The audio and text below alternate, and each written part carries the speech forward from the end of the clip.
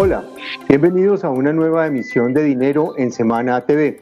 Han pasado casi 6 meses de aislamientos, cuarentenas y confinamientos para podernos proteger frente al coronavirus.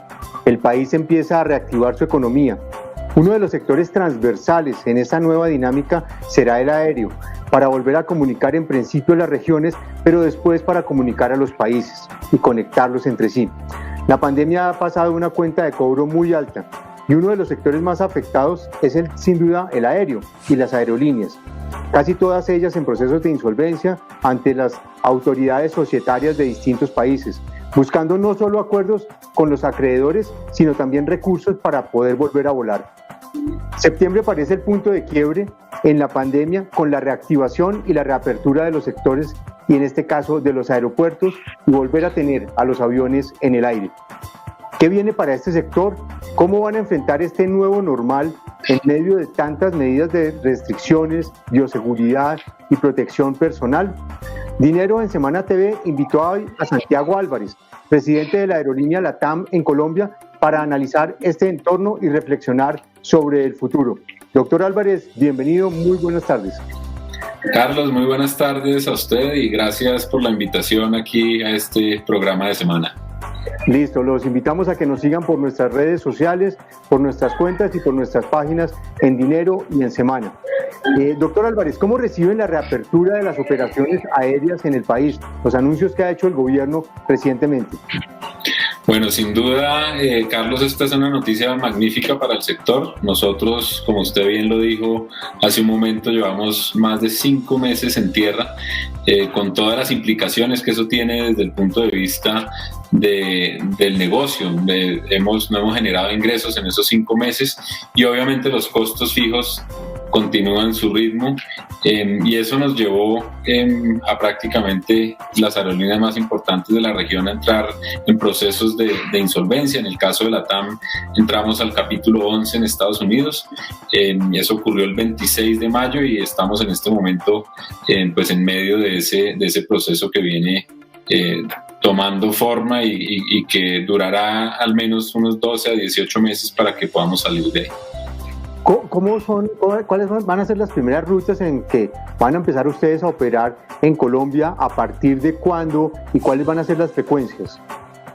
Bueno, la idea es este próximo martes, 1 de septiembre, que arranquemos. En el caso de LATAM vamos a operar 8 rutas. La Aeronáutica Civil tomó la decisión de abrir operaciones en 15 aeropuertos. Nosotros inicialmente vamos a estar trabajando en 9 de esos 15.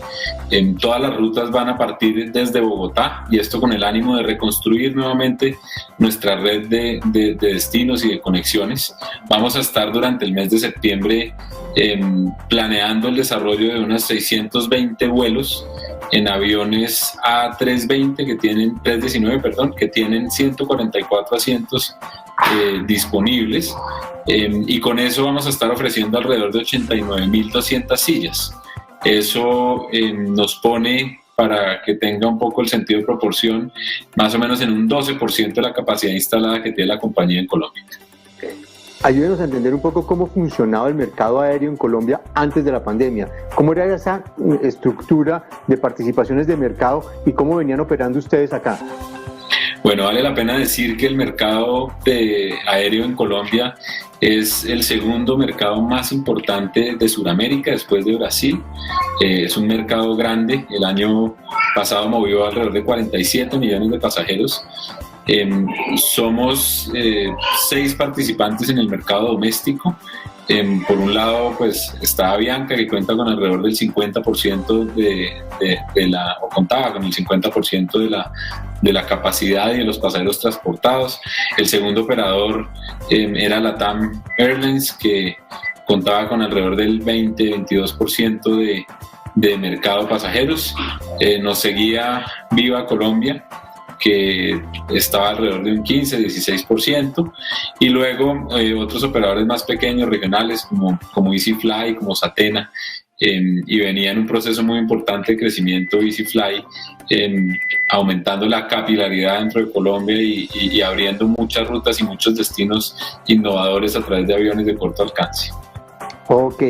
¿Cómo van a ser esos protocolos que tendrán que cumplir las aerolíneas para operar y los viajeros para utilizar el servicio? Bueno, definitivamente la forma de volar cambió y esta pandemia nos pone un reto grande a nosotros como operadores aéreos, pero también a los pasajeros. Los pasajeros se van a dar cuenta a partir del 1 de septiembre que muchas cosas en el proceso de viaje cambiaron, que las aerolíneas han hecho un esfuerzo grande y también los aeropuertos para generar medidas de distanciamiento, para ayudar a que haya menos contacto del pasajero con nuestras tripulaciones y personal de tierra. Tienen que usar, y es obligación y mandatorio, el tapabocas. Además, vamos a ver una aviación mucho más digital. Esperamos que no toque tener tanta interacción con el pasajero. Hoy hay herramientas pues, como el teléfono que nos permiten llevar ahí los documentos de viaje, y en ese sentido vamos a transmitirle al pasajero un nivel de confianza alto de que volar es seguro, y es que realmente lo es. Un avión, a pesar de ser un espacio cerrado, es tal vez el medio de transporte más seguro del mundo, no solo desde el punto de vista operacional, sino también desde el punto de vista de la calidad del aire que se respira ahí adentro. Esto siempre ha ocurrido y nunca habíamos tenido que hablar de esto, pero los aviones, primero que todo, tienen una circulación del aire que ocurre de arriba hacia abajo. También ese aire que se recoge por abajo pasa a través de unos filtros que lo que hacen es purificarlo y garantizar que el 99.97% de las partículas queden ahí retenidas en esos filtros. Y además el avión, por su proceso de funcionamiento, renueva la totalidad del aire cada 3 minutos, incorporando aire de afuera y obviamente expulsando el aire que ya ha sido reutilizado dentro de la aeronave.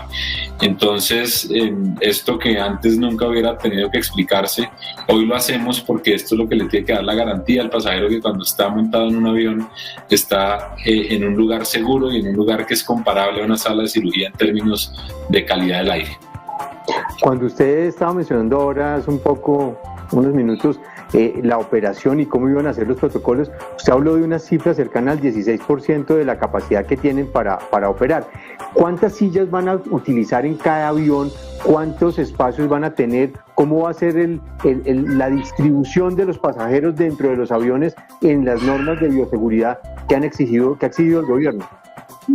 A ver, los protocolos de bioseguridad que terminó el Ministerio de Salud hablan de generar procesos de distanciamiento social en los distintos puntos de contacto. Eso quiere decir que en los check-ins, en la sala de embarque, en el embarque, en el desembarque, tenemos que ayudar a garantizar que ese distanciamiento exista. No obstante, dentro de la aeronave eso no se requiere y por eso el Ministerio, entre los protocolos, no le puso límite a la ocupación de la aeronave. La aeronave se puede ocupar en un 100% y esto básicamente ocurre porque existen los filtros dentro de los aviones. El Ministerio comprobó y además sacó un comunicado diciendo que el avión es un lugar seguro y que cumple con todos los procesos de bioseguridad que se requieren para garantizar la salud de nuestros pasajeros y nuestras tripulaciones, que también es muy importante. ¿Es viable y sostenible operar, digamos, bajo los estándares que está fijando los protocolos que planteó el gobierno? Definitivamente es más difícil porque los protocolos implican costos y también ineficiencias, y lo voy a poner una muy clara: es el avión cuando llega y hace un tránsito tiene que pasar por un proceso riguroso de limpieza y de desinfección de superficies que debe hacerse con productos especializados y desinfectantes para lograrlo, y ese proceso alarga los tiempos de rotación del avión. Eso quiere decir que mientras yo antes me gastaba 30 minutos en hacer una rotación para seguir a mi siguiente destino, ahora nos vamos a gastar alrededor de 60 minutos para hacer esa rotación. Eso nos va a quitar, cuando uno acumula todo el día, nos va a quitar varias horas de operación y por lo tanto va a ser menos eficiente el uso del activo. Y acá estamos hablando de un activo que es bastante caro, que mientras más tiempo pasa en tierra, pues es más costoso. Y eso nos va a implicar un esfuerzo bastante grande a nosotros como operadores aéreos y un reto en términos de buscar eficiencia por otros lados en la organización. Y obviamente pues hay más procesos asociados que pues tienen que ver con proveer a todos nuestros empleados con los materiales o con los elementos de bioseguridad. Eso tiene un costo y sin duda pues somos conscientes que mientras haya una solución estructural para la pandemia, es decir, una vacuna o un tratamiento efectivo y costo efectivo además, hasta ese momento tendremos que estar preparados para recibir dentro del modelo de negocio pues este tipo de protocolos que sin duda nos hacen menos eficientes. ¿Cuáles son sus expectativas frente a la reactivación? Y se lo pregunto por una consideración que usted acaba de mencionar. Una cosa es volver a operar y prender los aviones y que la capacidad operativa de la compañía esté lista para atender a los clientes que vengan. Pero otra cosa es la demanda, que uno la ve en un escenario de incertidumbre y obviamente mucho más restringida, pero por otro lado también temerosa de poder tener un contagio o alcanzar un contagio. ¿Cómo combinar todo eso y esas qué expectativas le van a generar a usted frente a esta reapertura?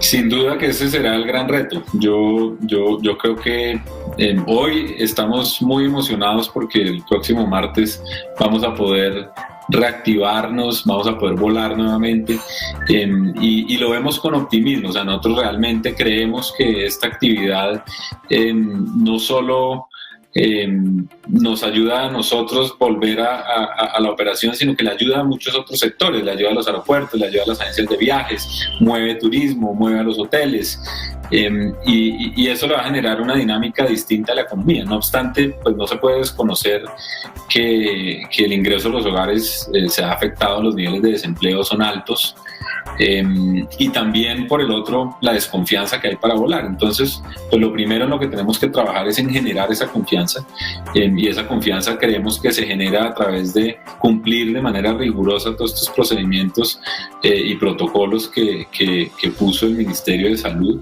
y en la medida que la gente sea consciente y vea que realmente no pasa nada desde el punto de vista de subirse a un avión y ejecutar un viaje, yo creo que eso va a empezar a generar esa confianza de que alguien tome la decisión de tomar el avión para ir de vacaciones o visitar a un familiar.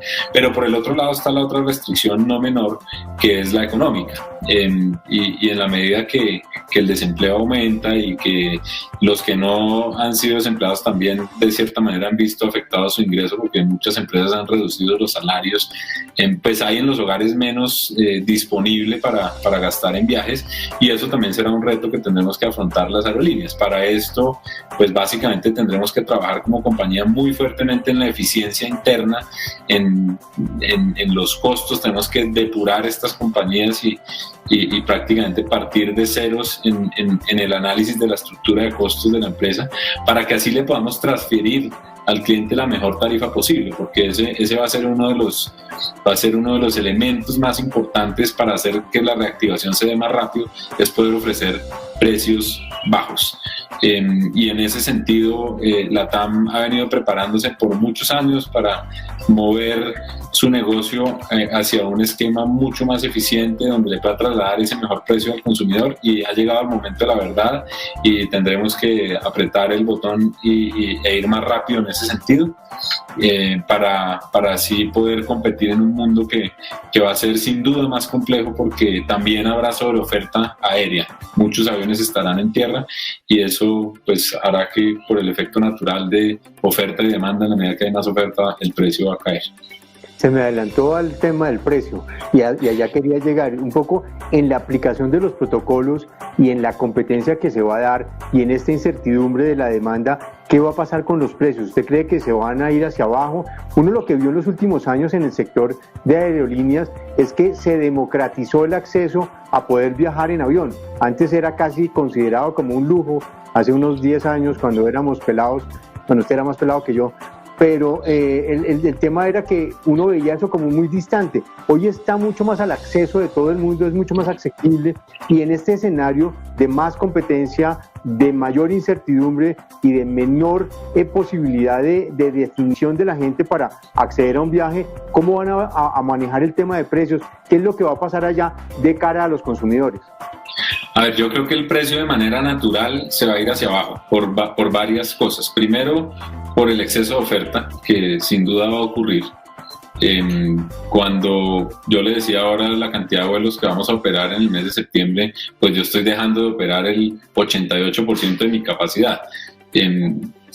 Eso quiere decir que yo todavía tengo mucho por entregarle al mercado, y con el ánimo de poder activar más sillas hacia el futuro, pues el precio va a tener que caer para estimular esa demanda. Lo hemos visto en otros mercados que no han parado, en Brasil, por ejemplo, que es un mercado donde nosotros operamos y tenemos una operación relevante. El precio de los tiquetes se ha reducido alrededor de un 25%.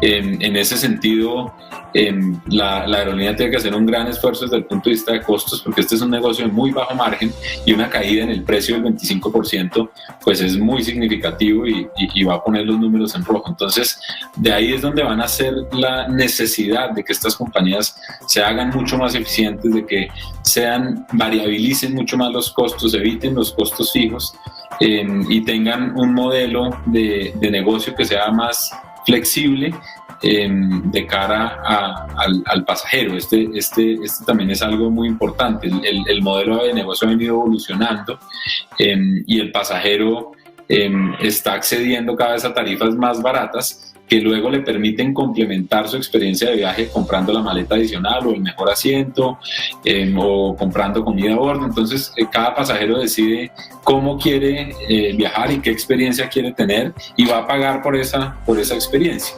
Pero nosotros como aerolíneas tenemos que ser lo más eficientes posibles para que el hecho de trasladarse del punto A al punto B sea lo más barato posible.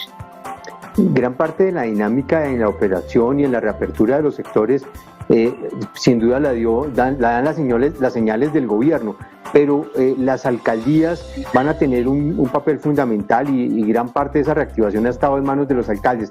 En el caso del servicio de transporte aéreo en ciudades como Bogotá, Cali, Medellín, ¿qué esperan ustedes que pase en esa relación con la alcaldía, con las definiciones alrededor de las operaciones de los aeropuertos, y que todo fluya para que el sector se reactive? A ver, nosotros, nuestro regulador es el gobierno nacional a través de la Aeronáutica Civil, y la Aeronáutica Civil depende del Ministerio de Transporte, y eso no puede cambiar. O sea, nosotros somos una industria donde la seguridad es lo más relevante, y somos además una industria muy técnica. Dicho esto, la única entidad que tiene la capacidad de administrar la regulación de esta industria es la Aeronáutica Civil, y así tiene que seguir siendo. No obstante, pues por mandato constitucional lo que sabemos es que en Colombia pues está delegado en los alcaldes, es responsabilidad de las entidades territoriales y municipales la salud, el servicio de salud. Y en su preocupación por la salud, pues los alcaldes pueden intervenir sobre las ciudades y determinar cuáles son las políticas que le imponen al sector para poder ejercer la actividad. Entonces, pues dicho eso, hemos venido trabajando de la mano con todas las alcaldías, la alcaldía de Medellín, de Cali, de Soledad y Barranquilla, de Bogotá. Primero, pues para hacerles ver y darles a ellos también la confianza que este es un medio de transporte seguro. Segundo, que somos compañías muy responsables, que además estamos muy comprometidas con la seguridad operacional y por lo tanto también con la salubridad de nuestros pasajeros y tripulaciones. Y en la medida que hemos logrado transmitir eso, pues hemos logrado lo que se ha logrado, que es lograr esta apertura. Pero somos conscientes que tenemos que ser parte de la solución y no del problema, y ayudar a colaborar en que logremos desarrollar la actividad sin que se generen focos de contagio. Y en ese sentido, nosotros tenemos que seguir al pie de la letra esos protocolos, porque además sabemos que vamos a tener muchos ojos encima y que la pandemia es algo que no se ha ido, simplemente nos están dando un poco más de libertad y va a quedar en cuestión de cada una de las personas su autocuidado.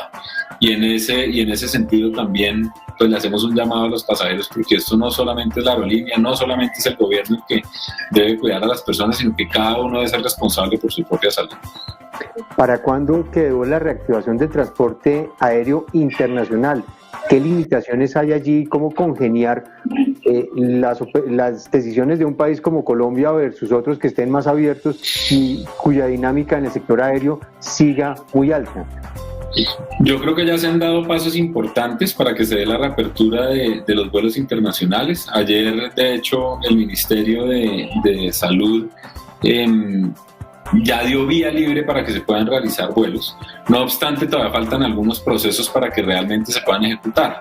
Lo primero que hace falta es que el gobierno defina como país cuáles son las condiciones que va a poner para recibir pasajeros. ¿Va a poner una prueba negativa o va a poner una cuarentena o no va a poner nada? Eso puede ser cualquiera de las anteriores. Muy seguramente se va a ir por el modelo de la prueba o por el modelo de la cuarentena, y eso lo hará viendo qué está pasando alrededor del mundo. Y cuando esa definición esté, pues también tendrá que ir la Autoridad Aeronáutica de Colombia a empezar a generar acuerdos bilaterales entre países para que también reciban vuelos que salgan de acá hacia allá. Poner un ejemplo fácil, en este momento en Perú los vuelos internacionales también están cerrados. Entonces, pues no sacamos nada que en Colombia se pueda hacer un vuelo si es que Perú no me recibe el vuelo. Lo mismo pasa con Europa. En este momento hay varios países de Europa que tienen bloqueada la entrada a colombianos. Entonces ese proceso de salir a negociar con los países y construir lo que ellos denominan los corredores seguros va a tomar algún tiempo, y nosotros, a pesar de que somos optimistas de que los vuelos internacionales van a llegar, creemos que no va a ser antes de octubre. Doctor Álvarez, ayúdenos a entender un poco, pasemos al tema de la empresa en particular, pero ayúdenos a entender un poco qué es la TAM. Cuando hablamos de la TAM, ¿a qué nos estamos refiriendo con una operación mucho más regional y mucho más grande? ¿De qué dimensión de empresa estamos hablando? Bueno, yo le voy a hablar de la dimensión de marzo, porque obviamente todavía no conocemos la dimensión del futuro, pero nosotros, el grupo LATAM es un grupo de aerolíneas que opera de manera doméstica en 6 países: en Brasil, en Colombia, en Argentina, en Ecuador, en Perú y en Chile. Y además tiene operaciones internacionales principalmente desde los 3 hubs de la compañía, en Guarulhos en Brasil, en Santiago de Chile y en Lima. Operamos a los 5 continentes, tenemos vuelos a Australia, tenemos vuelos a Israel, tenemos vuelos a varios destinos en Europa, Estados Unidos, y por supuesto que intrarregionales también dentro de Sudamérica. Somos la aerolínea más grande de Sudamérica. La operación de la TAM mueve más o menos 1 de cada 2 pasajeros de todo Sudamérica, y está soportada en el uso de 325 aviones que atienden alrededor de 1.400 vuelos al día. Ok. Llega la pandemia y quedan todos los aviones en tierra. ¿Cómo fue esa experiencia? ¿Qué fue lo que tuvieron que hacer ustedes?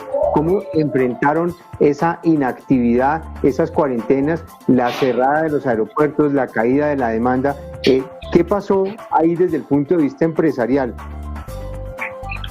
A ver, yo creo que lo primero que hay que decir es que pues nadie esperaba que esta crisis tuviera las dimensiones que tenía.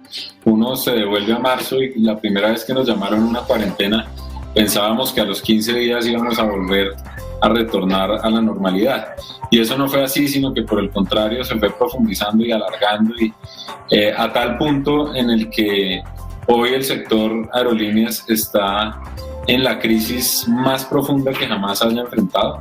Y eso que esta industria ha pasado por muchas crisis, entre ellos la crisis financiera del 2008 y las Torres Gemelas y otras pandemias, el SARS, el ébola, que todos tuvieron su impacto, pero nunca en los 100 años de historia que tiene la aviación un impacto como el que estamos viviendo del COVID, un impacto que seguramente va a tener consecuencias muy importantes sobre la estructura competitiva del sector. Lo que se ha visto en el pasado es que este tipo de crisis fuertes genera consolidaciones de compañías, fusiones, unas se acaban, otras siguen. Todavía no se ha visto nada de eso, pero lo que sí se ha visto pues es una cantidad de compañías en problemas financieros, los gobiernos saliendo a rescatarlos. Tal vez la única región donde no hemos visto rescates del gobierno es precisamente Sudamérica, pero en Estados Unidos hubo un gran paquete de ayuda a las aerolíneas, en Europa, por nombrar solo algunos ejemplos, British Airways, Lufthansa, Air France, todas tuvieron ayudas importantes por parte de los gobiernos para pasar por esta crisis, y en este lado del mundo pues eso no se vio, y prueba de ello, pues 3 de los jugadores más importantes de la región estamos en un proceso de capítulo 11, y esos son Aeroméxico, Avianca y LATAM. Sin duda, pues este golpe a las finanzas es supremamente fuerte. La forma como la compañía lo ha enfrentado, primero es una contención de caja, donde nos preocupamos al principio por garantizar que lo más importante era proteger el saldo que teníamos en caja para poder sobrevivir, pero ya en la medida que ha ido pasando el tiempo, obviamente nos damos cuenta que en lo que tenemos que entrar es en procesos de reestructuración, reorganización. Tenemos que hacer que las compañías sean más eficientes. El tamaño sin duda va a cambiar. La demanda, según los cálculos de muchos analistas, para que vuelva a niveles del año 2019 van a pasar al menos 4 años. Así que prácticamente hay que refundar la industria y arrancar de cero en muchos de los mercados. Yo creo que Colombia es uno de esos, porque ha sido también uno de los mercados que más tiempo ha estado en inactividad. Y este trabajo lo tendremos que hacer de la mano con los pasajeros, de la mano con el gobierno. Aquí las aerolíneas solas no podremos, también tendrán que venir algunos esquemas de ayuda. Por ejemplo, aquí en Colombia hay uno muy importante, que es la reducción del IVA, que se redujo del 19 al 5% por 1 año y medio. Seguramente sean medidas que creemos que se tengan que extender un poco más en el futuro, pero que son el tipo de ayudas que podemos recibir de estos gobiernos, que también entendemos que tienen problemas desde el punto de vista fiscal. ¿Qué pasó con los empleados? Bueno, esa es la parte más dolorosa de esto. Yo creo que si a mí me preguntan que cuál es mi dolor de cabeza de hoy, es el empleo. Estas empresas de un día para otro pasaron a no operar, o sea, no necesitábamos ningún empleado. En el caso de LATAM hicimos grandes esfuerzos y además de la mano con los trabajadores logramos firmar una reducción salarial voluntaria de 50% para los meses de abril, mayo y junio. Pero luego, pues con la extensión de esto, terminamos en la dolorosa situación de hacer suspensiones de contratos, por lo menos en el caso de acá de Colombia, que es una figura legal que pudimos utilizar y que viene siendo la medida más relevante para proteger el número de empleados. No obstante, como grupo, yo también pues se sabe de manera pública, este grupo tenía 42.000 empleados en marzo y hoy somos 29.500. Entonces hay un poco para tener las dimensiones de lo que pasa también en el frente de empleos. Y además es una industria con empleados muy especializados. Un piloto solamente puede volar aviones, no encuentra un trabajo alternativo en otro lugar para ejercer su profesión, es bastante difícil. Lo mismo pasa con los técnicos de mantenimiento. Entonces, la verdad que es el dolor más grande que hemos sentido, es el tener que despedir gente, dejar ir gente, pero también sabemos que esa es la decisión correcta para que los empleados que puedan quedar sean los que luego se dediquen a que la compañía vuelva a retomar y vuelva a recuperarse, y el día que se recupere muy seguramente vamos a estar generando un proceso de crecimiento y nuevamente llamando gente a las nóminas. Usted mencionó al principio de la conversación el tema del capítulo 11 de las aerolíneas que se han vinculado a él. ¿Cómo es el caso de la TAM particularmente? Porque uno dice, bueno, se fueron para Nueva York, pero operan en Colombia, en Chile, en Perú, en Brasil. ¿Cómo es un poco esa figura del capítulo 11 en la reestructuración y hacia dónde se van a mover? Bueno, a ver, el capítulo 11 es un mecanismo de protección judicial para hacer reestructuración de compañías. ¿Por qué se hace en Estados Unidos? La pregunta. Entre otras porque operamos en Estados Unidos y también tenemos filial en Estados Unidos. Pero la razón principal es porque la mayoría de los acreedores financieros de la compañía están o tienen como jurisdicción Estados Unidos, y además los contratos fueron firmados en Estados Unidos. Y no solo eso, sino por la gran experiencia que tienen los tribunales de bancarrota de los Estados Unidos en manejar casos de empresas complejas como estas. No obstante, pues las leyes de insolvencia también existen en Colombia, en Chile y en Brasil, y nosotros en el caso de Chile y de Colombia presentamos nuestro proceso de capítulo 11 en Estados Unidos como un proceso principal, y lo presentamos aquí ante las autoridades, o sea, ante la Superintendencia de Sociedades, y nos lo reconoció en el marco de la Ley 1116, que tiene un capítulo de reconocimiento de procesos de insolvencia en el exterior. Con lo cual nosotros logramos tener protección no solamente en Estados Unidos a través de los acreedores que están en Estados Unidos, sino que también tenemos protección para los acreedores a nivel local. Y en ese sentido, pues este es un proceso bastante organizado bajo supervisión judicial que le permite a la empresa acceder a mecanismos de financiación para recoger recursos y poder sacarla adelante, bajo el entendido que una compañía de estas, cuando se meta a capítulo 11, vale más si sigue funcionando que si tratamos de salir a liquidar. Entonces, pues nada, ahora el gran reto es poder implementar esa reorganización. Nosotros, dentro de nuestro proceso en la TAM, ya se consiguieron los recursos. En este momento está en manos del juez determinar, porque hay dos propuestas, entonces está en manos del juez determinar cuál de las dos propuestas es la que más le conviene a la compañía, porque el juez siempre tiene que privilegiar lo mejor para la compañía, y cuando él tome la decisión de quién es el financiador, podrán empezar a venir los recursos y podremos dar continuidad a nuestro proceso de reorganización y de reactivación como empresa de recuperación, que sin duda será largo, y esa caja será muy importante para pasar ese tiempo. Cuando usted menciona las propuestas, ¿a qué se refiere? ¿Gente que va a entrar a financiar o los acuerdos que ha logrado ya con los acreedores? ¿O las dos? No, es gente que o inversionistas que ya están dispuestos a meter plata en este proyecto, y tenemos dos grupos. Un grupo que entre otras incluye a los accionistas actuales de la TAM, tanto la familia Cueto y Amaro como a Qatar Airways. Ellos comprometieron hasta $900 millones para el proceso, y un fondo de inversión que se llama Oaktree Capital, que comprometió otros 1.300 millones.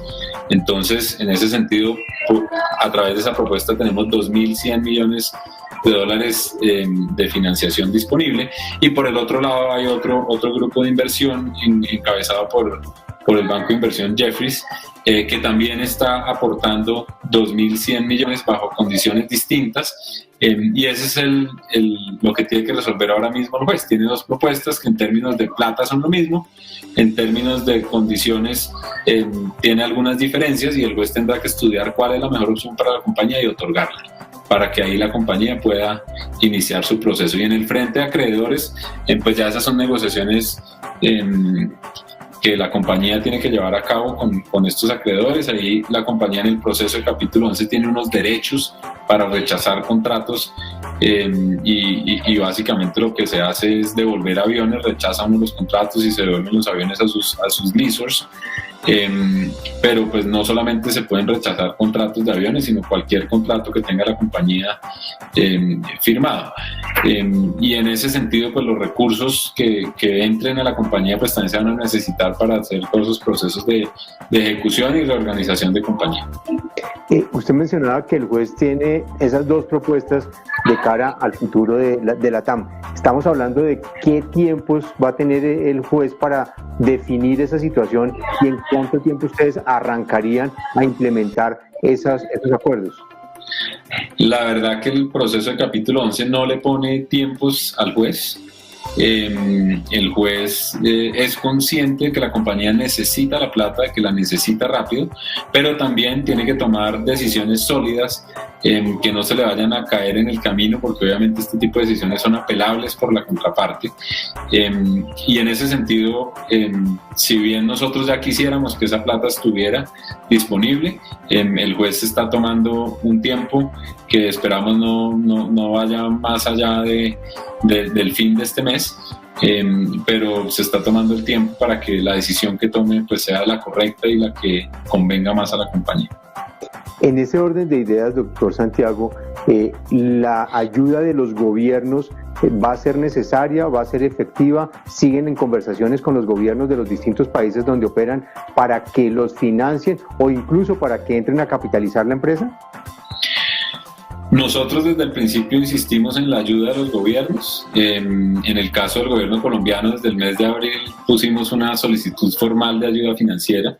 No obstante, cuando estas dos opciones de financiación aparecieron, tomamos la decisión de retirar la solicitud de ayuda al gobierno colombiano. Y en este momento, si bien sigue abierto la posibilidad de que entren gobiernos a financiar, la compañía ve que seguramente lo va a hacer solamente si lo requiere más adelante. Por ahora estamos confiados que con la financiación que vamos a obtener a través de privados vamos a lograr pasar por este proceso de crisis y salir de él, pero si algo extraordinario pasa, que se alargue los efectos de la pandemia, que la demanda no se recupere al nivel que nosotros creemos que se recupere, queda como backup la posibilidad de que los gobiernos ayuden, y en ese sentido se han mantenido conversaciones con los gobiernos de Brasil y Chile. ¿Y en ese sentido es capitalización o es crédito? No, eso depende ya de cada gobierno, el objetivo que tenga y lo que quiera y pueda hacer. En general, como se ve en este tipo de créditos, son ayudas de corto plazo, y cuando la compañía ya quiere salir del capítulo 11 tiene que haber pagado esa financiación. Y cada gobierno pues pone sus condiciones cuando hace la oferta. Habrá unos que tengan ganas de participar accionariamente, habrá otros que simplemente lo que quieren hacer es darle el crédito puente para ayudar a la compañía y luego salir. Usted mencionó hace unos minutos en una respuesta que esperarían que en unos 4 años se volviera a regresar a los niveles que se tenía antes de la pandemia. Sin embargo, hay muchos retos que están sobre la mesa: la incertidumbre, un rebrote como lo estamos viendo en algunos países de Europa y de Asia, que podrían frenar no solo el consumo, sino volver a poner los aviones en tierra. ¿Cuáles son esos retos más grandes que usted va a encontrar de aquí para adelante? Porque, como usted bien decía, estamos ante la expectativa de que vamos a abrir nuevamente esto, pero ¿qué retos tenemos que superar para que no nos volvamos a quedar encerrados? Bueno, yo creo que el primer reto es el que también hablaba en algún momento, que es el autocuidado. Yo creo que ya pasamos de la fase en la que el papá gobierno nos cuidó por 5 meses y ahora cada uno tiene que ser autónomo y capaz de cuidarse, porque ya sabemos las consecuencias que tiene esta enfermedad, el nivel de la letalidad que tiene, y estará en cada uno de nosotros cuidarnos y garantizar que no haya una segunda ola. Ahora, segunda ola seguramente va a haber, y en eso los sectores económicos que estamos activos tenemos que contribuir haciendo cumplir los protocolos de bioseguridad, cumpliéndolos nosotros, y ojalá que en la medida que mostremos que lo hacemos de manera eficiente y profesional, pues los gobiernos no se vengan a pensar en cerrar este tipo de actividades nuevamente que sin duda ponen en jaque a la economía. Las aerolíneas, como hablaba también hace un momento, pues no solamente nos necesitamos a nosotros mismos para alimentarnos, sino que somos parte de una cadena que desarrolla economías, que facilita la inversión, que facilita el turismo, o lo promueve y lo desarrolla, y mucha gente depende de nosotros, porque somos una gran cadena la que movilizamos en la medida que los vuelos están activos. Dentro de las ayudas que ustedes, no financieras desde el punto de vista ni de capitalización ni de créditos, ¿qué esperarían de los gobiernos, en particular del gobierno de Colombia, como señal para la reactivación del sector y que sea totalmente sostenible en el tiempo? A ver, nosotros creemos, y esto ha sido una discusión de muchos años con el gobierno, la carga impositiva que hay, y especialmente en Colombia, en los tiquetes aéreos es muy alta. Los tiquetes aéreos, por un lado, tienen un componente de tasa de embarque que la paga el pasajero, y también tienen el IVA del 19% que lo paga el pasajero. Entonces, al final, el pasajero paga alrededor, cuando paga un ticket de 100 pesos, más o menos 35 pesos de esos 100 son impuestos. Cuando uno compara eso con otros países del mundo, definitivamente Colombia es de los que está más arriba, junto con Venezuela y Argentina, que no son los mejores ejemplos. Y en ese sentido creemos que la medida que acabó de tomar el gobierno de bajar el IVA del 19 al 5 para esta actividad económica debería ser uno de esos esfuerzos que haga el gobierno para que se vuelva estructural. Y eso nos va a ayudar muchísimo como empresa a estimular demanda, a que haya más pasajeros, porque no toca las finanzas de la compañía, sí toca las del gobierno, pero al final, en la medida que haya más consumo y más movimiento de pasajeros, pues eso va a redundar en que otros tipos de impuestos le compensen al gobierno en lo que pueda dejar de recibir por esta reducción del IVA en el transporte aéreo. Y asimismo, pues hay otra cantidad de componentes de impuestos que hay en Colombia alrededor del combustible, el impuesto de salida para vuelos internacionales.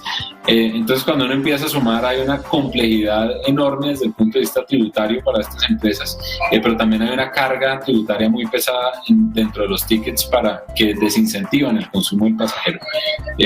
Yo creo que el gobierno tiene que reevaluar eso, y si quiere darnos la mano para que la industria crezca más rápido y que el crecimiento de la industria le redunde en una recuperación económica más ágil, todos vamos a salir ganando.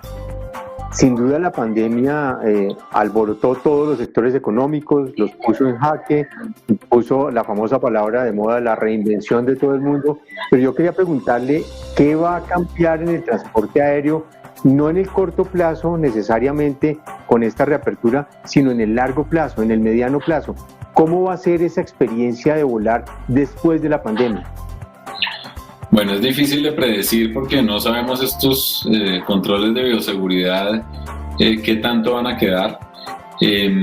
Lo que sí creo que puede cambiar de manera estructural son algunos segmentos de viajes. Yo creo que, y la TAM en todos los escenarios que lo analizamos nos damos cuenta que eso va a ser una realidad. Los viajes corporativos, lo que antes veíamos que voy a Medellín por la mañana y vuelvo por la tarde, eso sin duda va a cambiar, se va a disminuir. Este tipo de herramientas tecnológicas como las que estamos usando ahora, si bien no reemplazan la presencialidad, sí pueden ayudar a hacer mucho más eficientes las relaciones de los negocios. Se evitarían muchos viajes solo con el uso de este tipo de mecanismos digitales, y eso sin duda va a tener un impacto fuerte sobre la demanda aérea, que gran parte de la demanda aérea depende también de lo que llamamos el turismo corporativo. Y por el otro lado hay un tema que creo que también va a impactar, pero más en el corto plazo que en el muy largo plazo, esto para por lo menos los próximos 2 años, todo lo que tiene que ver con convenciones y congresos. No me imagino de aquí a los próximos 18 meses que toda la actividad que veamos de congresos en Cartagena se vuelva a activar, y eso sin duda era una porción de demanda bastante importante de esta industria. Entonces, para mí va a cambiar mucho la estructura del mercado. Creo que vamos a depender mucho más de pasajeros turísticos que van con el objetivo de unas vacaciones, de un descanso, y no tanto a trabajar.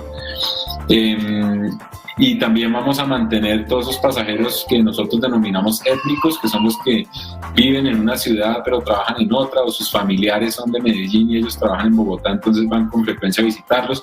Creo que esa demanda va a permanecer. Y tendremos que apalancarnos mucho más en el turismo. Y el turista es un segmento mucho más sensible y elástico al precio, y en ese sentido vuelve la discusión de la eficiencia de la compañía. Tenemos que trabajar mucho en eso porque el turista aprecia mucho más el precio que otras cosas. Y lo otro que va a cambiar sin duda será la estructura del mercado. O sea, no sabemos cómo ni cuándo todavía, pero seguramente vaya a haber menos aerolíneas de las que hoy hay, que haya nuevos entrantes también es una posibilidad. Va a haber muchos aviones en tierra que las mismas aerolíneas hemos devuelto, y venir a montar una aerolínea para encontrar oportunidades de mercado va a ser viable y va a ser fácil, y además el talento humano, que antes era un problema, había escasez de pilotos a nivel global, ahora va a haber excesos de pilotos a nivel global. Entonces esos ejercicios de oferta y demanda tanto de talento como de activos puede hacer que nuevos entrantes lleguen al mercado. Quiero, para terminar, retomar una de las frases que usted mencionó ahora en su última respuesta, y es acerca del sector del turismo, porque es uno de los sectores en donde Colombia tenía gran parte, o tiene gran parte de sus apuestas de desarrollo empresarial, de transformación productiva, donde estábamos esperando un gran auge, veníamos bastante bien, apareció la pandemia y esto nos va a retrasar muchísimo el volver a arrancar en un sector con un alto potencial generador de empleo y de divisas. Sin embargo, ahí hay una palabra clave que es la confianza. Y hay muchos jugadores en cada uno de esos eslabones que tienen un papel muy importante, algunos de ellos no tan formales como otros, pero cómo lograr recuperar la confianza del turista para que vaya con tranquilidad a algún destino y pueda tomar con total calma un taxi, pueda llegar a su hotel, pueda utilizar una piscina, pueda utilizar un salón, en donde todos tengan las normas, los protocolos y se guíen. ¿Cómo recuperar esa confianza de cara al turista? Bueno, a ver, sin duda el gobierno aquí lo ha planteado, y el presidente Duque, el turismo es el nuevo petróleo, y ese nuevo petróleo ahora mismo se nos enredó, pero yo creo que hay muchos mecanismos. Hay un tema que para el corto plazo creo que va a funcionar muy bien, y fue una estrategia del Ministerio de Industria, Comercio y Turismo, que creó un sello de bioseguridad que se llama el sello Check-in Bioseguro, y todos los operadores de la industria hemos hecho el esfuerzo de sacarlo.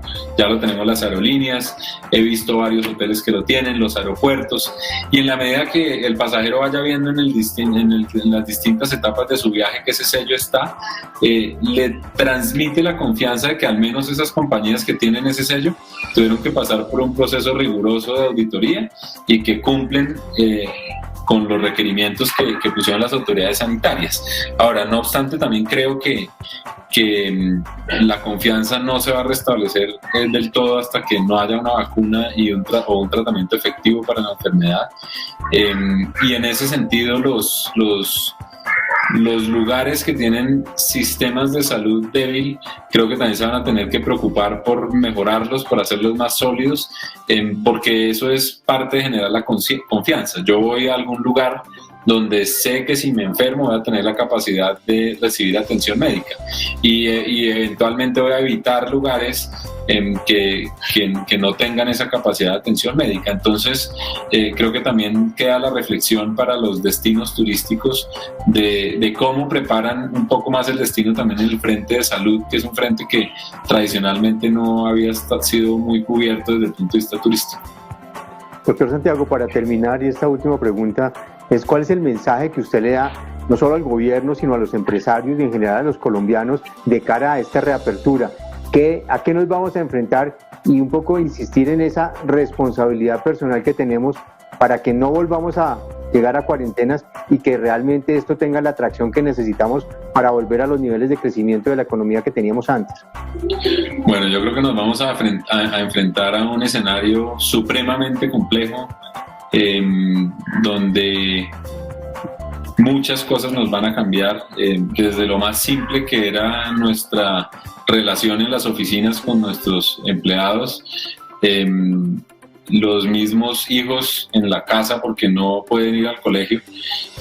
Esos son retos que tenemos que enfrentar como sociedad, y a pesar de toda la dificultad, tengo un amigo que siempre nos habla que vamos recorriendo un túnel, y vamos, hoy diría yo, en la mitad del túnel, ya se empieza a ver la luz al otro lado, pero todavía ese camino es oscuro, es incierto, va a ser duro, pero creo que el sector productivo del país igual se tiene que llenar de confianza, de optimismo, y de no pensar tanto en la crisis, sino más bien ponerse a trabajar y desarrollar los negocios y entre todos aportar a que ese desarrollo económico sea pues más fácil, más rápido, pero con los pies en la tierra, siempre de saber que estamos viviendo el momento profesional más difícil de nuestras vidas. Muchísimas gracias, doctor Santiago. Le agradecemos muchísimo que nos hubiera acompañado a este programa de Dinero en Semana TV. Carlos, a ustedes muchas gracias por la invitación y bueno, un gusto haber tenido esta conversación. Muchísimas gracias. Suerte en la reapertura, suerte en la reactivación y que viaje mucho. A todos ustedes, mil gracias por acompañarnos, por permanecer junto a nosotros, por seguirnos en nuestras redes y en nuestras plataformas. Nos vemos en 8 días. Un feliz día para todos.